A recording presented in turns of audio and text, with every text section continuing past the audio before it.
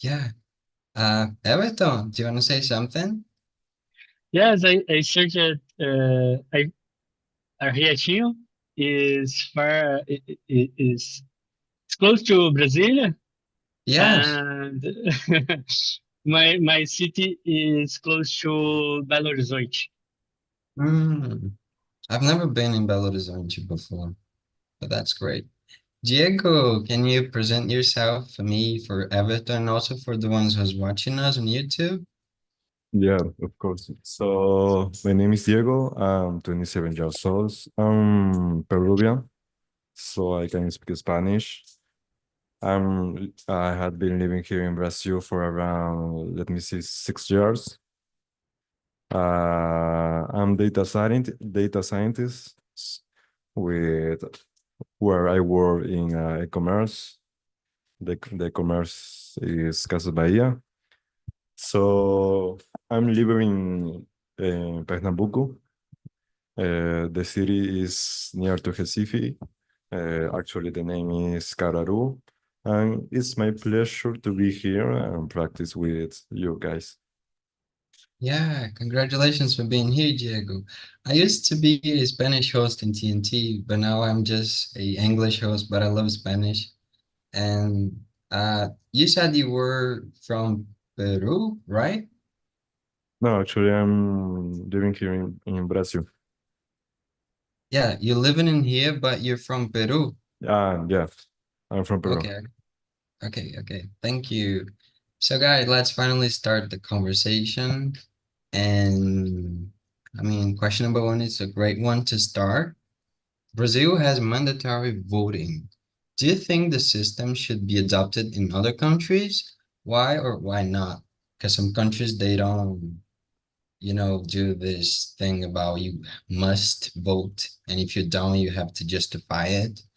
And I kind of like it. I know some people don't go there and don't search for the candidates, don't search about the projects, don't search about anything. They just go and vote. But I think it's important to try to somehow include people in this big decision. Of course, it's not everything, but it's a great part of our future. We know the marker has its own way to create things, but politics and that they're really important in politician as well. So I think it should be mandatory everywhere. I don't know. What's your opinion, Diego? Yes, so for me, it's kind of the same. I think that it's very important uh, to have a mandatory voting, especially uh, I think here in South America is very common. For example, in my country is mandatory voting too. Uh, it's something that I can believe that is very important, especially when there are many situations that are very different in some aspects. So that's I think that mandatory voting is actually very important for us. Yeah, that's right. And in Latin American exists a phenomenon called democratic decline, which means people don't believe in democracy anymore. They don't trust in politicians. They don't trust their word. They don't see future and searching and studying about politics. And they just don't feel connected to it. But even though they don't have another proposition of a new system different from democracy, so this decline means, not believing in it anymore to change lives, not believing in it to somehow, imagine a better future in your city, in your state, in your country, and in the entire world. So yeah, it's happening. What's your opinion about question number one, Everton? Um, I think no. I think in Brazil, nowadays, I think the voting doesn't has mandatory.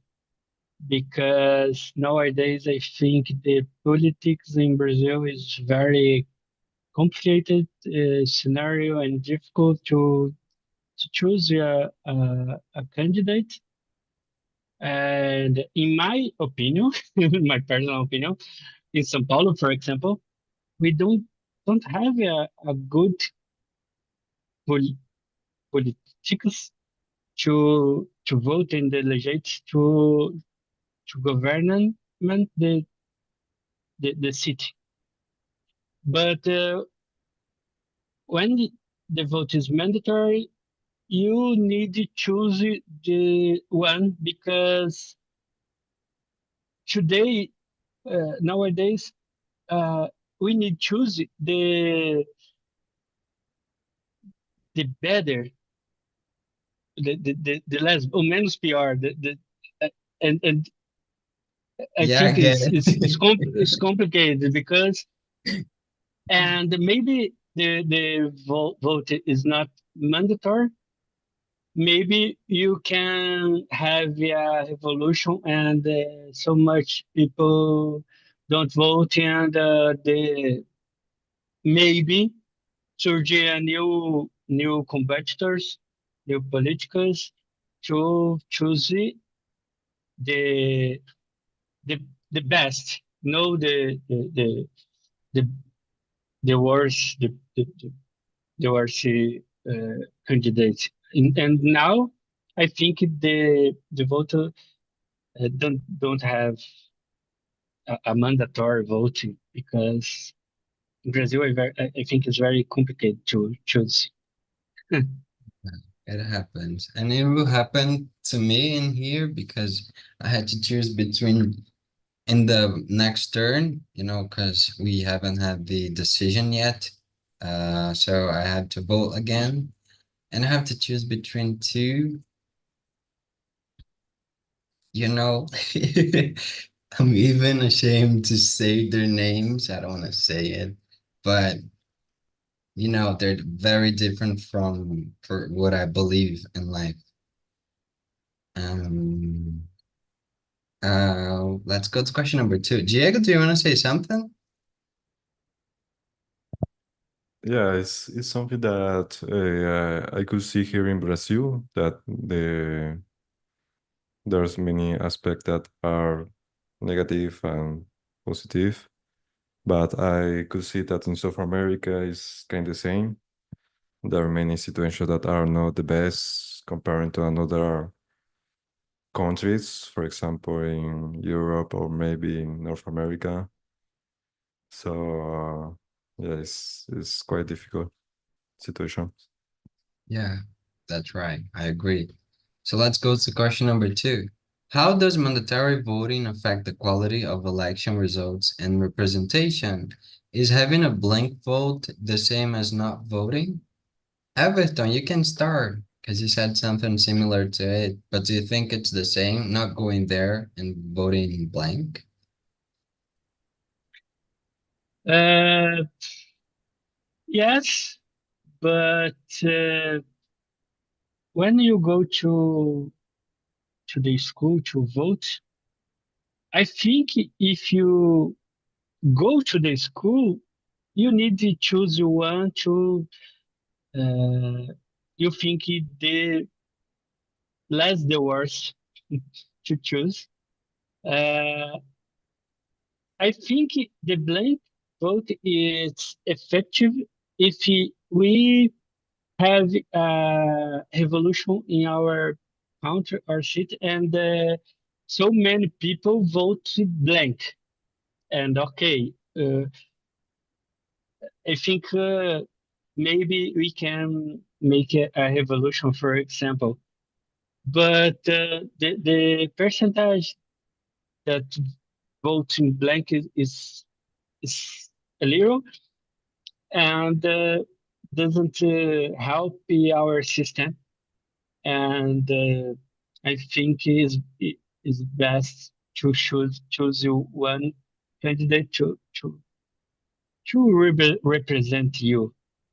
And I believe in big evolutions or all the people voting blank or all the people doesn't vote, and to try make a different or something like that. Yeah, yeah, that's right. I really agree with you. And I was thinking about, I don't know, in a city, a certain amount of people vote blank. So that means they're not satisfied with the candidates. Okay, at the very first moment, you can see that, people don't want them. People do not want this or that person to be the mayor, I don't know the name, or the governor or the president. But then, okay, what is the consequence? Is the justice or maybe the government would do a election again if we have certain amount of blank vote? I don't think so. So I really believe in the power of a revolution, as you said, Everton, having a lot of people voting blank. But even though I don't think that's possible because people invest so much money, I'm sorry, so much money in the project of election, in the entire, you know, thing to being seen by people at the street and the social media and then outside and then everywhere. So I think it's really complicated to get everyone to vote blank. But I mean, in utopia, maybe in a different world, we can imagine that. Diego, what's your opinion about question number two? For sure. So I'm totally agree with you guys. In my opinion, when, for example, because there are gonna be many person that don't know so much about the the candidates and the maybe the plan for this for the city or maybe for the country. The situation is that we have a blank vote. For some person, maybe it's like a revolution. It's like a something that I'm not agree with the candidates, and just for that I'm voting in blank. Uh, I think it's very different to not vote because maybe not vote is something like a person forgot or a person is not agreed to. But for me, blanking votes is something like I'm not agree with the candidates. Yeah, yeah, that's right. But I was thinking like in some I don't know, in an occasion, I wouldn't think I would vote blank because there's always a worse person to be elected. So I would compare, just like Everton said, the less worse, the person who has less, I don't know, problems and less polemic things. But it's everyone have something. I feel that nobody's perfect, we know that. But they should be something different from what we see. But let's go to question number three, which is a really great one. Do you think online voting could increase voter turnout? Why or why not? Should the government invest in online voting technology, or would it create more problems than it solves?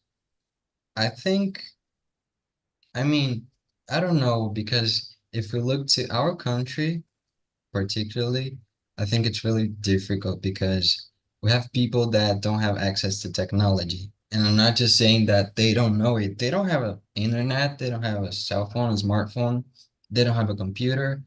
And even if we managed to get these people to a place in which they could access those things, I, w- I wouldn't say it's effective because, there are so many people without anything to buy, and technology can be very complicated to them because when you go to a place in person, you have people around you to help. So maybe if you want to click the button and you just say, please help me, I don't know how to vote, and a person will teach you and they're in the right moment. But if it's in the internet, maybe, I don't know, you can make a mistake and you can, I don't know. I think it would decrease the vote of people.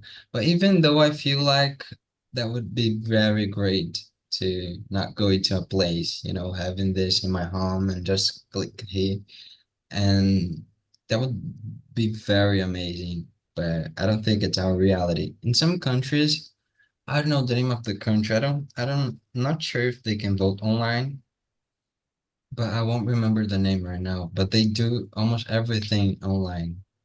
It's in Europe, and I don't remember. I'm sorry. But what's your opinion, Everton? Are you in the side of online voting? Uh, no, uh, I think uh, we're not prepared to this moment yet. It's not about the people have access to technology or no, because if the technology was perfect and we don't have manipulation or other things, because the today uh, we have some fake information. The urnas is corrupted or the things I don't know is really or not, but the urna is not online, and we have the conspiration about this depends of the candidate and the other things. But my point is not that I don't know if and I don't believe, because I work with technology and I believe the urna is very secure, very safe, very security. Uh, but I think our our population is not too prepared for this moment, because if you just technology access the technology, for example, we can use the option. Oh, if you have a technology in your house, you can vote online. If you doesn't have technology, you need to go to the school or other point to access and vote. For example, I think we can solve this problem through any ways. But I don't know in Goiás about the the politics, the the market, the politics. I forget the expression. Sorry, but in São Paulo it's very crazy because the candidates fight and don't have a proposal, don't discuss the proposal, and just uh, just fight one to other. The point the finger, for example, and then doesn't it discuss about the what the really important. And just imagine if you can access a website, a government website, and log in with your ID and try to vote. First of all, I think it is very easily to fraud, is because I the candidate can buy my vote, for example, and I take for him my ID to access and vote. And the first point I am not talking about the hacker violation, the situation. It is more is to buy a vote. Uh, Yeah, that's right. second, second of all, it's the the big quantity the hackers will be to invade the server, the government, the website, and other thing to try to simulate or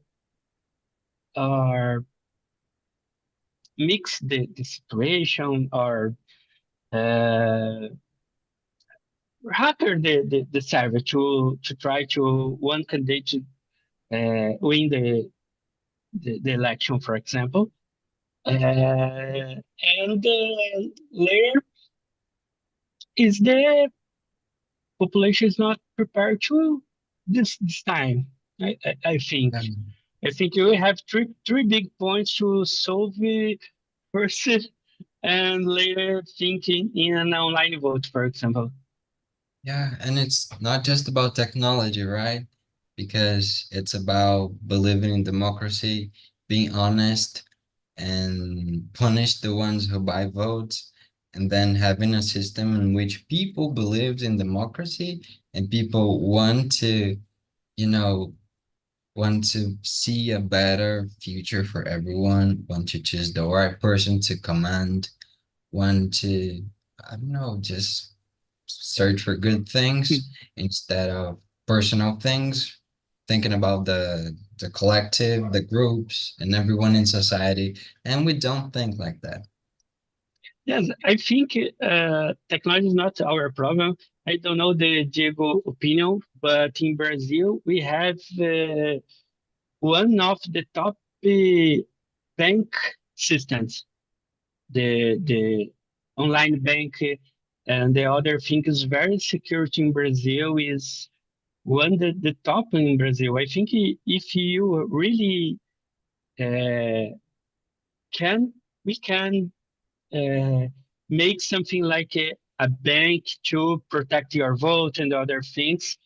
Uh, I think it's not the technology, it's the mind of the mind of the population. Yeah, yeah. I really agree with you. What's your opinion, Diego, about everything that we said and about the question? Yeah, I agree too. It's not about only the technology because there are many persons that could put some fake news, for example, or influencing the populations.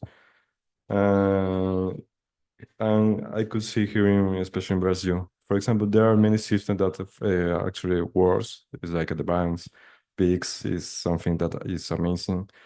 But yeah, at the same time, there are many news that are fakes, or it could be some influence from the population. The population, especially there are many people from, that's a case, for example, of my mom.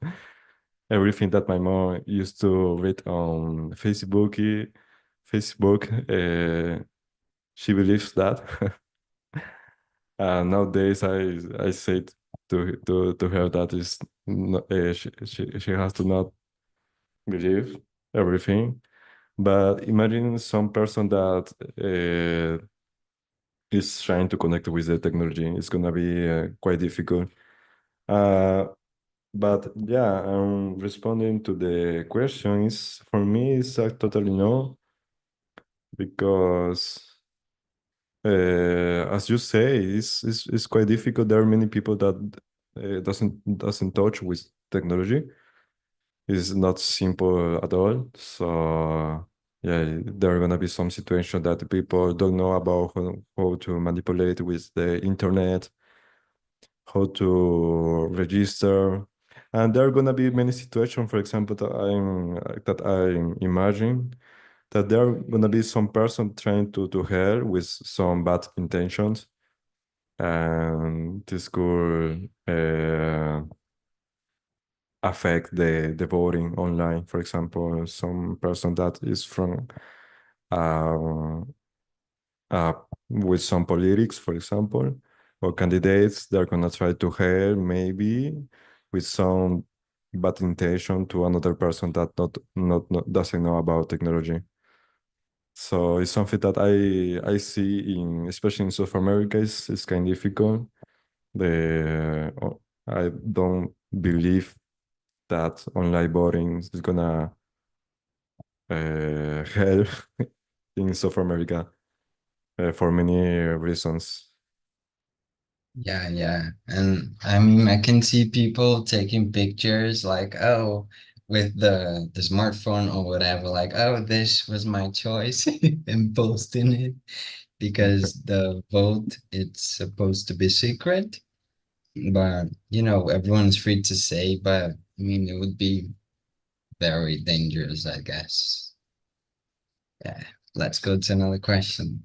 So, Diego, in your opinion, does mandatory voting violate personal freedom, or is it necessary for a healthy democracy? What do you think, Diego? Because everyone has to justify it, and some people have to pay taxes, have to, some of them aren't even able to get a job or maybe go participate in a program if they don't show the document that comproves that they have vote. So that's really, important. What do you think, Diego? Does it violate something? Let me see. Uh, yeah, there are gonna be some situation that is kind of difficult to do. Is the situation, for example, of I think do what's the name? Is the exam for the university, or there are another situation that we we are gonna need this document that is the how could I say is the representation that we bought. So yeah, maybe there are some situation that is not the best. I think that's the case of mandatory voting, the negative points. That if we not vote, we have to pay it tax. We have to pay tax for something that is necessary, for example. Uh, I think in that case, for example, if it's not possible to vote in blank, maybe that is gonna be a negative point.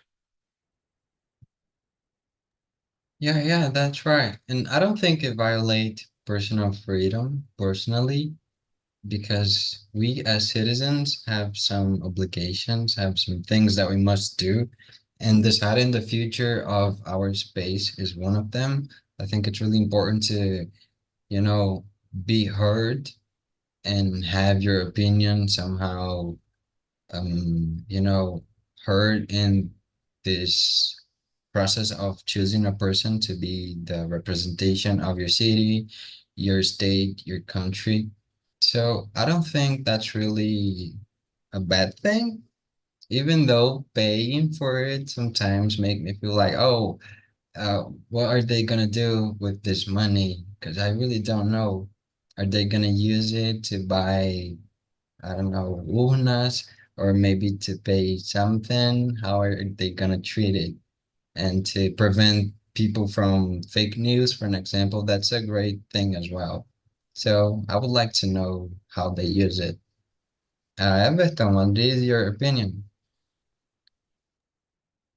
Uh, Nowadays, I think the mandatory voting violation of our personal freedom, uh, because I think the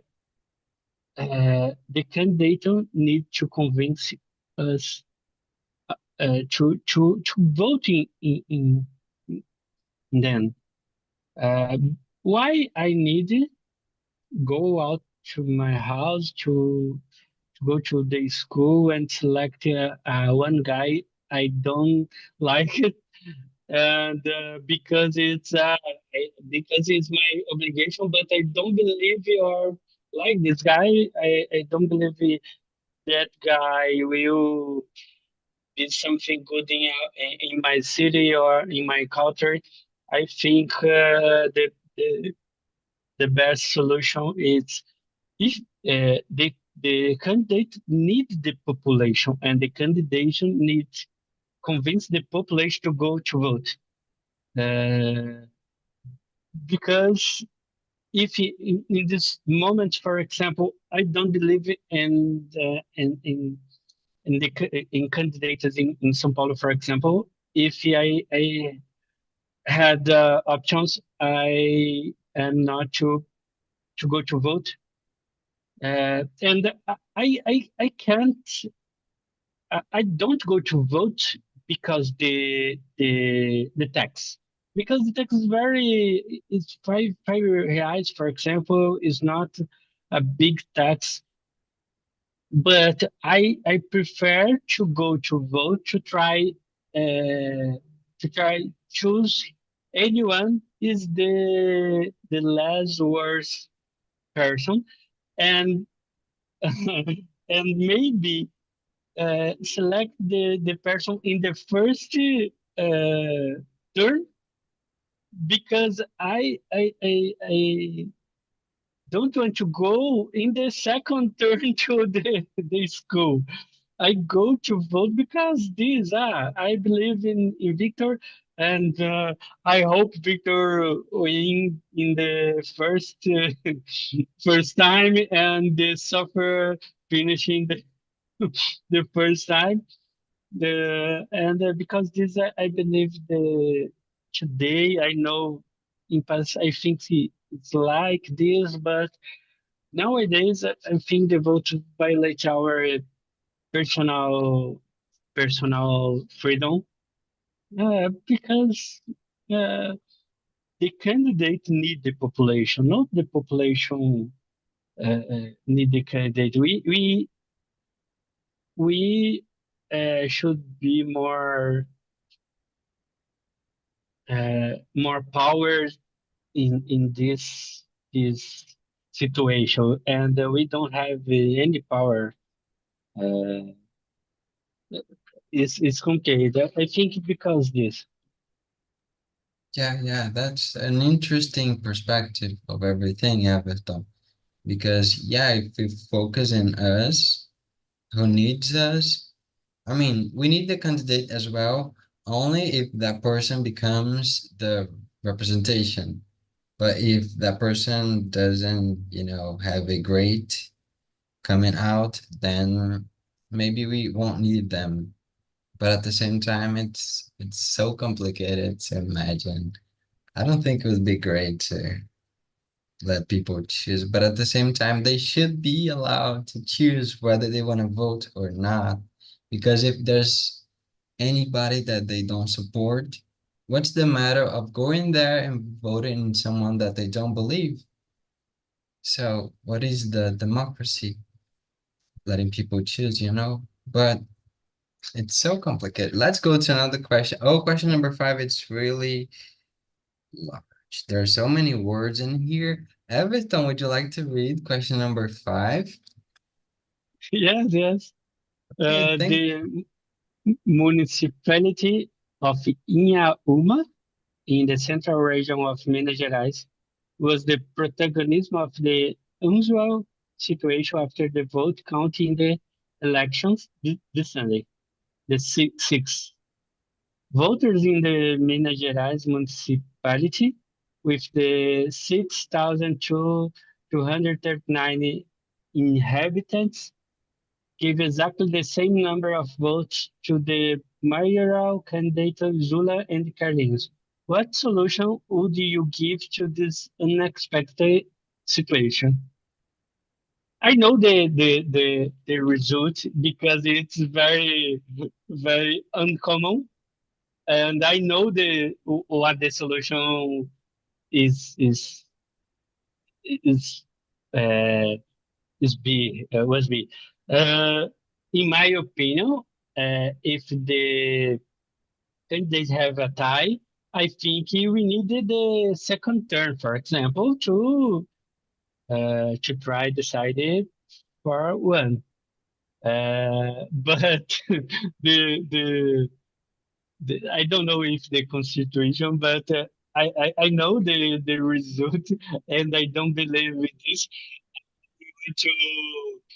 to listen Diego about this, because I know if Diego knows the result and how the candidate is choose, but it's very interesting the way the candidate is choose. Diego, do you know the situation? No, I was looking on the internet. Ah, Uh, he was looking. yeah. What But how what would you actually decide happened? it, Diego? But I'm what sorry? actually happened? What actually happened with They have this selected municipality? the oldest person. The older candidate was selected to be. That doesn't make sense for me because, I mean, if the person is old, I mean, they're supposed to be retiring for work, supposed to chill and to have fun in the last days of working because that's how we live. We have to, after many years of work, we have to retain and to not do things. But yeah, the oldest person was selected. But how would you decide it, Diego, if you were the person responsible to decide in this situation? So to explain what happened is that the inhabitants for this municipality, these two candidates was selected with the same proportion, Yes. 50-50.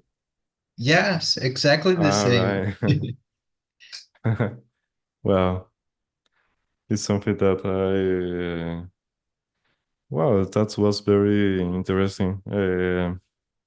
So maybe it's the second part of the vote. So I think it's gonna be in the next week, maybe, I don't know. Uh, yeah, it's something that it could happen, especially when they are so not so much inhabitants. So yeah, it's something very curious. Yeah. Yeah. And honestly, I wouldn't know how to choose the person. Maybe I will look to their CV. The ones who have studied more would be the one, or maybe the one with more experience. But experience is somehow maybe, uh, how to evaluate an experience, which one is the best, you know? But if we have something, I mean, I'm not saying that the person who studies it's more smart or is more, you know, correct to be in a certain place. But that's a way to evaluate. That's the way we evaluate here in our country. So maybe as we have in the concursos, which is, people have titles, proofs, like if you did a graduation, okay, 1 point. If you did something more, extra course, or if you did a master, if you did something, then you'd be in the first place. So why can't we do it in the elections? I mean, they're gonna be in the public sector, and I mean they're gonna be really in the one of the most important positions in the public sector of our country. So why aren't we selecting them by their features, by their, you know, who they are technically and how they are as professionals? I really don't know. But yeah, what would you do, Everton? You didn't said it, I guess. I think I don't know. The sorry, I don't know the word. I think I did the qualquer thing to decide less the oldest candidate. In prepare and apply the test and see the CV, the resume. I don't know how can you say one candidate passing the public test to assume the chair on the public government. Uh, but the audit is, I don't know. I think we need a disputa to choose par or impar. I don't know. Ask 10 questions and make a test with the candidates. I think I decide one thing this because it's Yeah. uh, no makes sense to choose the oldest candidate. Yeah, we really agree with you. Maybe they should play something, and the one who's not winning should be, I don't know, the other one. But let's go to the other questions. We have question number 6, 7, 8, 9, and 10. And we just have 10 minutes, which means we won't be able to answer all the questions. But I want to propose something to you guys. You, Everton, and you, Diego, can choose a question to answer, which means you can read the question that you find most interesting and you can answer it and you can talk about it. And I will start doing it just so you guys have time to choose the question and we can, do this. I really like question number 7. Can family influence on voting be considered a form of manipulation, or is it part of our cultural tradition? On the other hand, do you believe that political campaigns have too much influence over how people vote, or is it part of a healthy democracy? I love this question because, when you go to a small town, it's your family who decides who you should be voting. And they talk like, oh, this family will vote in this person. And we measure how the ones are stronger in the campaign by evaluating how many families they have. You know, if I don't know, the family with the name of Silva is supporting the candidate number 1, but then we have the Rocha who is supporting the other one. So which one is gonna win? We have powerful families in here, and then that's really, I mean, that's horrible for me. My family tried to persuade me to vote in a person, but I didn't. I was in my first, election, and they were like, "Oh, you should be voting this," and they gave me the paper, like, here, go to the place and click on the button of this person. And I was like, "Oh, are you serious? I'm not gonna do this with my life."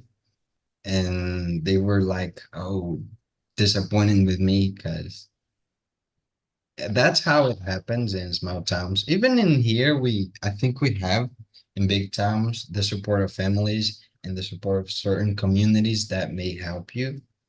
But I don't think that's healthy, honestly. And I don't agree with it. And when it talks about campaigns in social media, for an example, I don't know, some of them, I don't I don't see the purpose if not getting some engagement, getting people to comment, to share. And I don't have a proper opinion about it. How should they do it?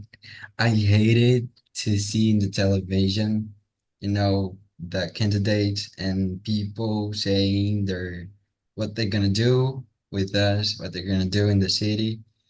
But I mean, I think it's part of giving accessibility to people to know them without searching for it. Because if they are watching a program, like suppose it's Sunday and they're watching Fantástico, and then they get to see the candidate because they have to vote. It's an obligation. So I think that's great somehow, but I don't like it. But I recognize it can be important somehow. And what question are you choosing, Diego? Yeah. Let me see. Is the number 10? How can communities be educated to resist the temptation of selling their votes and understand its long-term impact? Yeah, maybe is the it's something that I believe is the education. It's very important, especially here in South America. I could see that in my country and here in Brazil is quite the same. there are gonna be some person that, because they don't have many uh, good situations of life, they're gonna try to vote, or there are gonna be some candidates trying to give money to these persons. So I think that education is very, very important and could contribute with this kind of reduction. And it's something that happened, for example, with my family, with my grandmother, because she not about the candidates, and the candidate was trying to selling some information and giving money. My grandmother accepts that, and then she votes for this candidate.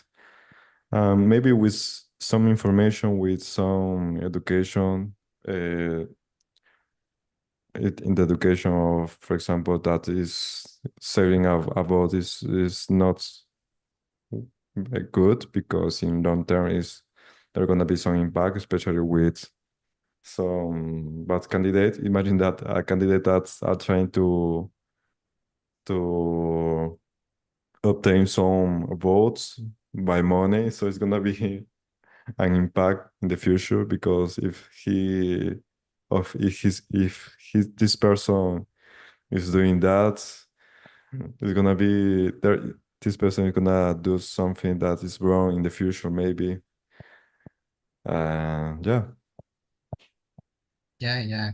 And I don't buy the people who sell their vote. I'm sorry, guys. I don't blame the people who sell their votes.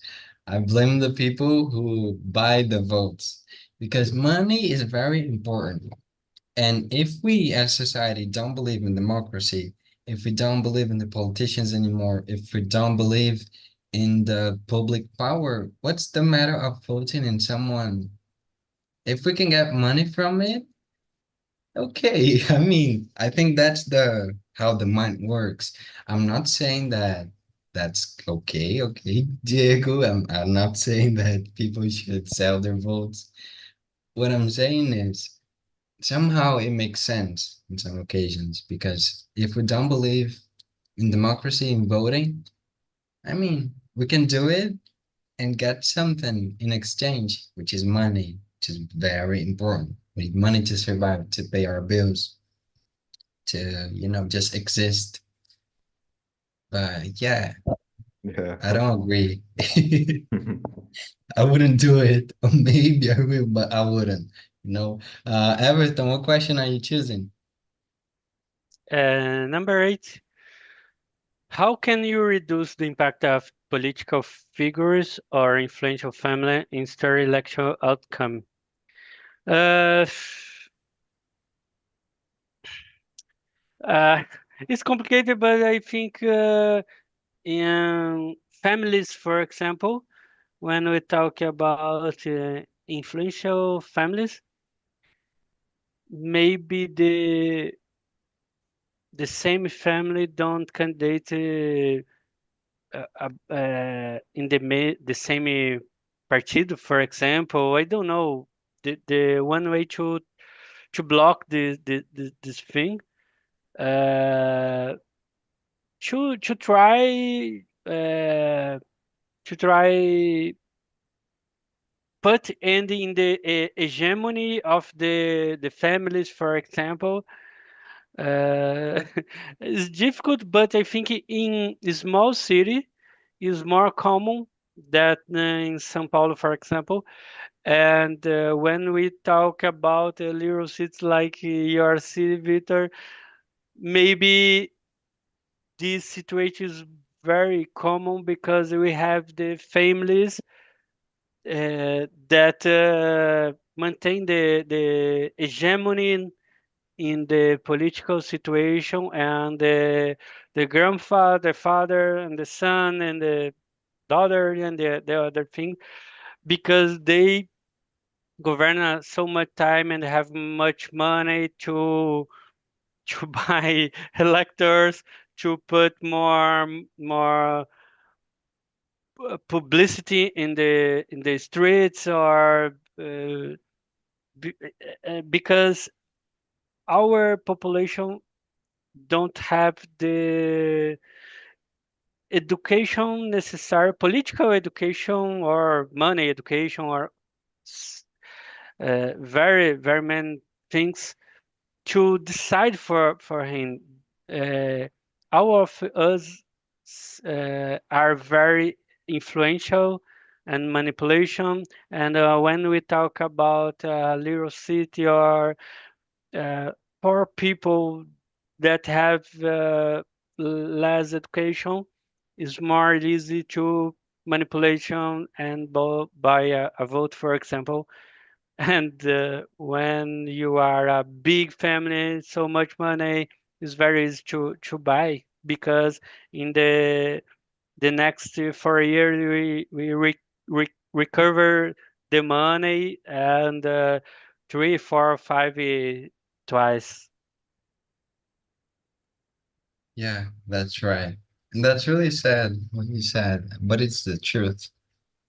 And yeah, that's really heavy to talk about this sometimes because we get so frustrated realizing the things the way they are. And but thank you for the conversation, especially you, Diego, and you, Everton. I had such an amazing time with you, and it was a great topic as well. I'm proud of choosing it. I think it was, great to bring it to TNT since we are passing through it. So thank you guys, and I hope to see you here again next week and then the other occasions. And always, I'll be always in here waiting for you to come for us to talk about anything. Okay? Okay, Thank Victor, you. thank you for the topic and your time and the patience with my English, because I know it's very confusing.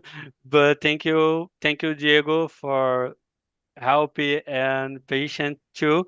And I hope see you both in your occasion. Of And course. have a nice